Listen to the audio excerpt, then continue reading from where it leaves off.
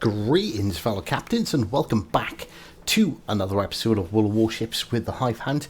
And we've got a replay for those of you who might have missed the stream the other week.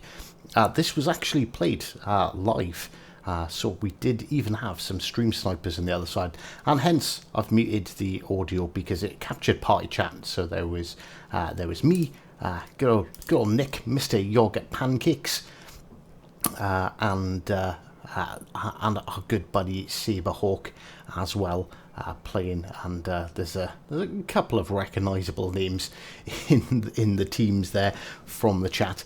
But I would like to give, to be honest, I can't remember 100% who it was. It was either Nick himself, or it was our good old buddy Harry Yak that coerced me into playing the Abruzzi, the ship that I absolutely love to hate. I'm not going to hide my relationship with Italian cruisers. It has been bumpy at best, but as much as I'm happy to criticise these ships and admittedly say I don't like them, I may not like them, but it does not mean that they're bad ships.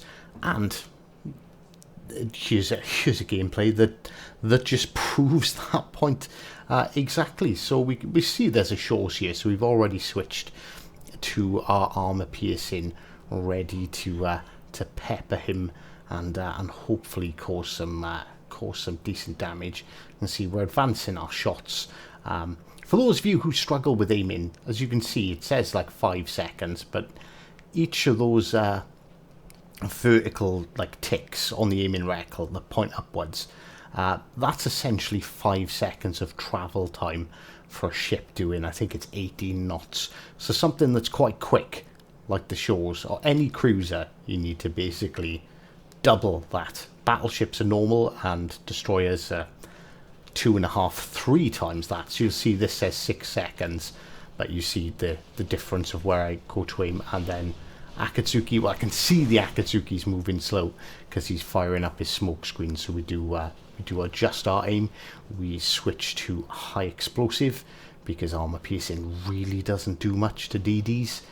And a couple of torps coming in there, and you see a decent salvo, 3,000 on that Akatsuki. But the Fiji pops out, and well, the Fiji could be a bit of a problem. And as you can see, constantly changing from armor piercing to high explosive depending on the target, and a ship with a quick reload like this. So the Fletcher, obviously armor piercing was loaded, so I might as well have taken that shot, and we instantly switch back to high explosive to focus him. And we will use high explosive on battleships because battleships like to burn, and armor piercing likes to ricochet off their hulls if you don't aim them right. And we do manage to score a fire on the Scharnhorst there, but you can see that that Fiji hiding in that smoke screen. And I said he was going to be a problem. He fired a salvo at us. Fortunately, he didn't really do all that much. So see how it says 8 seconds, and I'm kind of, Scharnhorst is a quick battleship, so I'm aiming a little further forward, sort of going for the 10 seconds. Tirpitz is an easier shot, so always take the shot. Basically, I prioritize my targets. So first of all, if there's a DD, it doesn't matter if it's an awkward shot, an easy shot, DDs are always first. DDs are always the main focus. Cruisers are kind of next, particularly if they're broadside. But when you get to cruisers, it depends on, you've got to analyze the threat. So and prioritize getting guns off the board. So you can see we're down 3 ships to 2 already. We've done 32,000. We're having a pretty decent game. That Fletcher's not coming out of his smoke screen anytime soon, and he'll probably be quite hard to detect. So we're gonna, and well, the Akatsuki's come in, so as you can see, oh, there's the Fletcher. We've seen the smoke screen back there. So we fire our armor piercing because it is loaded. We get a reset on the cap. Hive, why haven't you changed ammunition type? There we go. Got the rear turrets around. We were waiting for the rear turrets anyway. I probably had enough time to switch ammunition. But, you know, we're not all perfect. In hindsight, it's easy to spot mistakes, but in the heat of battle, you don't always get to do what you want to do. I wanted to kill that Fiji as that Fiji was pushing forward, but unfortunately we got distracted and, well, prioritising the DDs, so the Fiji managed to get himself turned around, and he's no longer the prime sailing broadside Citadel magnet that he once was. And you can see he's angling away now. So we are going to keep armor piercing loaded for the minute, because, you know, he has turned back broadside to try and get all his guns going on a couple of occasions. And you can see we've reset quite a few caps, which is good. That Fletcher's obviously sitting in the cap taking it, but we've got a bit of a problem because there is both a Scharnhorst and the Tirpitz, although I say a bit of a problem. The Tirpitz not a problem. He took a lot of damage. He's running away to heal. And yes, okay, he's going to heal. He's going to come back with a lot more health. But he's taken himself out of the game for the next couple of minutes. So who am I to complain? Let's just leave him to it. At the moment, he is no threat to anyone. And as you can see, we are slowly catching up. We're actually ahead on kills. And let's see, my methodology in the Abruzzi I've discovered is don't get too close. I try not to get too close. There'll be a Zara game at some point this week where getting close is all I seem to do, but it seems that it was a circumstance of the spawns rather than a choice that I actively made. And we're just slowly but surely just racking up more and more damage, but we've been trying to keep them off the caps. We've got eight defend ribbons, and defend ribbons are really good. And see that Tirpitz, he's now heading back in, and considering he was almost dead, he's now back up to about a quarter of his hit points. But they shouldn't last all too long, and we're ahead. We're winning. We are down a cap, but we are ahead on kills. And the Fletcher has now been spotted. Me and I believe Mr. Pancakes unfortunately got taken out during the game so far, but myself and Mr. Saberhawk are going to jump into this cap.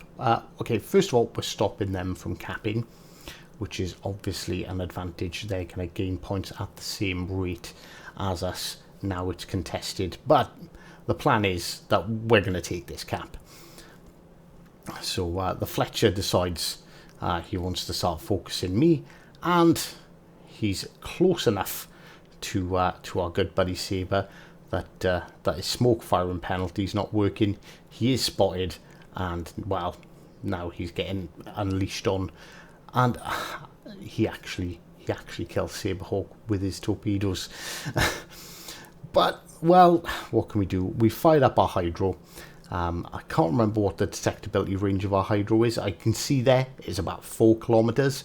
So his smoke screen is negated when we're any closer than that. We know he doesn't have torpedoes because he just fired them all at Saber.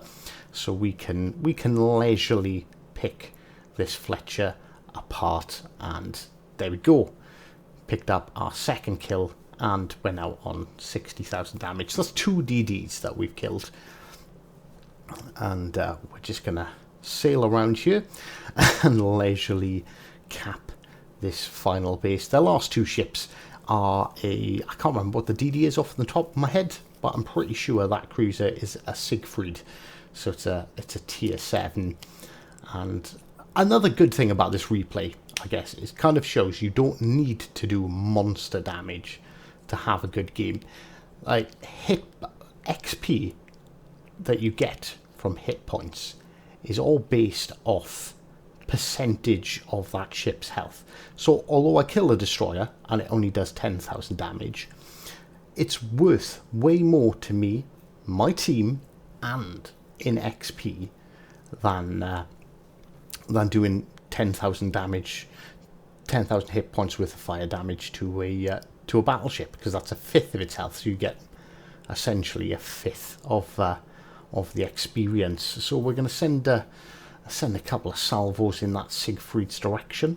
We have capped A, and the defend ribbons are massive for XP as well. If you can defend a base, like, people seem to forget that this game, although this one is going to end with the enemy team being completely destroyed, that, you know, points make prizes. Like, there's objectives, and the objectives are valuable, and I do wish a few more people would pay attention to that. So damage wise, not a barn burner, but we killed, what, 2 DDs, done a bunch of other damage, got a bunch of defense, and that actually turned out to give us, bear with me once we skip past this screen, 500,000, just almost 600,000 in credits, 8,000 XP, 3,000 base XP, and that's our ass whooping for the enemy team.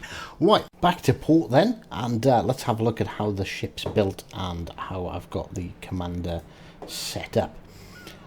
So here we are, back in the port with the Abruzzi. So first things first, let's have a look at our builds. So we've got aiming mod systems 1, steering gear mod 2, and we've also then gone and picked up the concealment mod.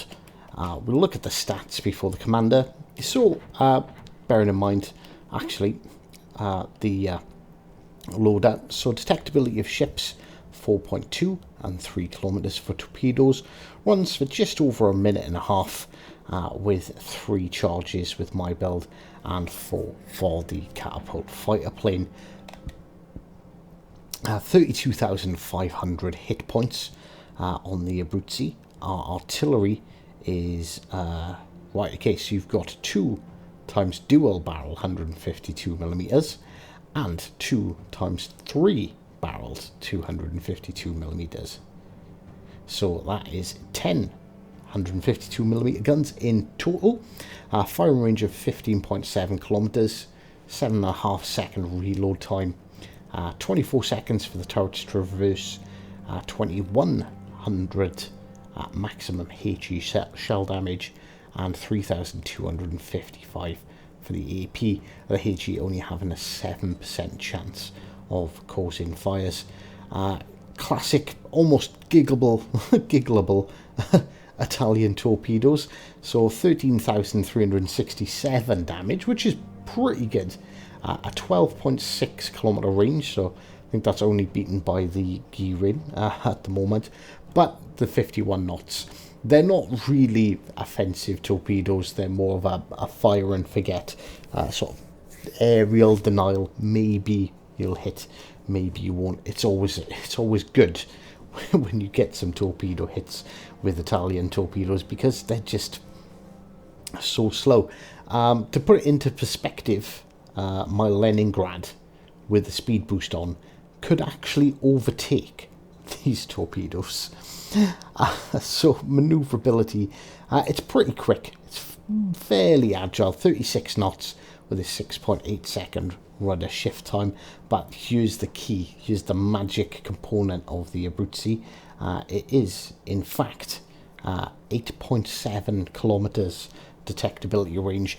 This definitely gives you that first shot advantage, which is massive. It can have such a big impact, particularly if you find you know, a broadside cruiser like we did with that what was it, the Shores, right at the start. If you can get that first salvo off, you're accurate, you're on point with your shots, you can cause significant damage before the enemy even knows what's going on. So, quick look at the armor viewer. So, we'll talk about the Citadel first, because this is quite important. So it does have a fairly large Citadel. It has 40 millimeters meter plating at the top. I believe the deck armor is 20 millimeters. Let's have a quick look. 15. So that's 55 millimeters of protection from plunging fire, which is rubbish. You don't want to get into plunging fire range with a battleship on this. So you don't want to be engaging a battleship over 12, 13 kilometers, 12 to 13 kilometers away. A second key feature of the Citadel is the athwart ship plating. So the top half is 130 millimeters, which is pretty good. That's quite strong. That's quite a difficult difficult piece of armor to penetrate, but 20 millimeters below. So again, if you're fighting at range, if you're getting shot at from like 14, 15 kilometers away, if you go bow in and that shell drops in, it can quite easily smash through that 20 mil of plating. So keep away from that.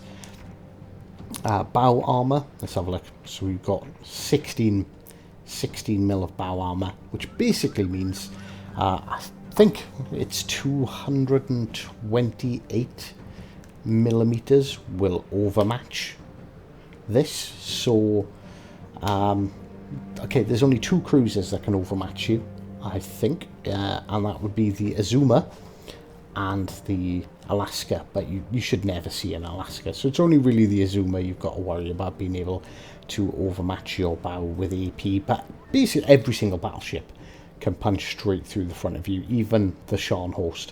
So you want to keep that, you want to be wary of that and sort of keep that angle. And the last thing that's really significant is the side plating. So it's only 20 mil, although the Citadel does provide you with, I believe it's 100 mil. There it is, 100 mil of side plating. So it's not got much protection. So that is something that you definitely want to be aware of with this ship. And last but not least, let's go to our commander. You can see I absolutely love Italian cruisers. In all fairness, he might be a better cruiser commander, but I've not even looked. So we've gone for a stealth build. So we've put Ganishi Makawa with us. Obviously, we could get it lower if we upgraded him a bit and put Mr. Schwertsticky on there as well. Actually, you know what? We'll do that live right now. So bear with me 2 seconds. Where is Mr. Schwertsky? Tum-ty-tum-ty-tum-ty-tum. Right, we will get there eventually. He's, there we go. So we've now decreased our detection range by another 4%. So I've gone for beyond range because, yeah, an extra 10%. These guns haven't got much range. In all fairness, I don't think you really need it. Burn it down is probably a better option because you don't want to be engaging at range anyway. Ignite, I've gone for torpedo range. It doesn't need to be longer, so we'll actually pay a bit of attention and actually care a little bit about this ship. So we've gone for igniter. I've gone for subtle manipulation. It's perfectly good for Citadel cruisers, as you've seen in that last match. But you can also punish superstructures of battleships with that reduced time to detonation. Essentially makes the guns act like a British cruiser, and I love British cruisers, so yeah, nice perk to have. We've gone for steer clear. I don't think you need to improve the accuracy anymore. These guns are really accurate, which is one of the key points, and so we've gone for steer clear to reduce our rudder shift time and our repair time, and then fully packed, so we get that extra sonar consumable and an extra plane. Using refill station for extended range, it's really not worth it. Fully packed is definitely the way to go on this ship, and I'm just curious now that we've actually made some minor adjustments. 8.4 kilometer detectability range, and our artillery has dropped to 14.5, but that's perfectly fine. You don't want to be shooting at anything further away than that. You want to be getting into close range engagements, because that's where this ship shines. So I do hope that you enjoyed today's video.